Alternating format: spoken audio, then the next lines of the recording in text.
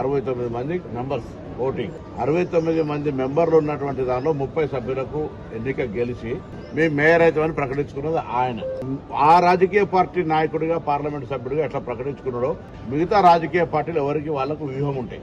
రాజకీయాల్లో ఎన్నికల సందర్భంగా భారతీయ జనతా పార్టీ ఏ విధంగా వాళ్ళ పొత్తున్న పార్టీలను కూలగొట్టింది, అవినీతి పరిణామాల పార్టీలు చేంజ్ చేసుకుని ఎట్లా పూరితమైనరు, ఇదంతా చర్చ ఇది సందర్భం కాదు. కానీ ఒకటి మాత్రం చెప్తాను, తప్పకుండా పొలిటికల్ పార్టీగా గతంలో కూడా కరీంనగర్ మేయర్కు 13 సీట్లు గెలిచినప్పుడు కూడా మేము మేయర్ అయినాం కరీంనగర్కు సంబంధించి.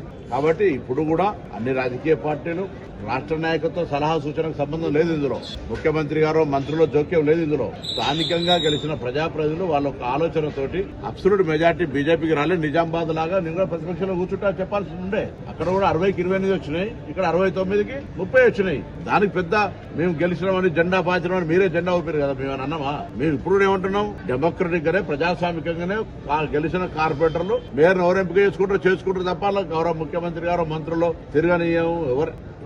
డెమోక్రసీ ఎవరికి వ్యతిరేకం కాదు. మేము ప్రజాస్వామ్యంగా గెలిచిన ఆ బీజేపీ 30 మంది కూడా శుభాకాంక్షలు, మిగతా 36 మంది కూడా శుభాకాంక్షలు. అందరూ కలిసి మంచి మేయర్ని ఎన్నుకోండి. మేము రాష్ట్ర ప్రభుత్వం నుంచి కరీంనగర్ లాంటి పెద్ద నగరం ఈ రోజు 3,40,000 ఓట్లు, 5 లక్షల జనాభా, తెలంగాణ రాష్ట్రంలో హైయెస్ట్ సీట్స్ ఉన్నటువంటి కార్పొరేషన్ తప్పకుండా ఉత్తర తెలంగాణ దాన్ని డెవలప్మెంట్ చేయాలని మా ప్రభుత్వ ఆలోచన. దానికి అనుగుణంగా మంచి ఒక కోఆర్డినేషన్ పాలకవర్గం ఉంటే బాగుంటుందని ఆకాంక్ష పడడం లోపల పొరపాటు ఎట్లయితుందో నాకు అర్థం కాలే. మేము ఎవరికి వ్యతిరేకం కాదు, ఎవరిని పదవులకి దించే ప్రయత్నం చేస్తలేము. మీకు అబ్సల్యూట్ మెజార్టీ ఉంటే మేము అడ్డం పడతలేము. మేము అందుకే మేము ఎవరికి ఖిలాఫ్ కాదు. మాకు సంబంధించిన స్థానిక నాయకత్వం వాళ్ళకు సమన్వయం చేసుకుంటున్నప్పుడు మా పార్టీ తరఫున కూడా అందులో ఒక ఆలోచన కొనసాగుతుంది తప్ప రాజకీయంగా లబ్ధి పొందాలి, రాజకీయంగా ముందుకు పోవాలనే ఆలోచన ఉండడం లోపల పొరపాటు ఎట్లయితే నాకు అర్థం కాదు. రైట్.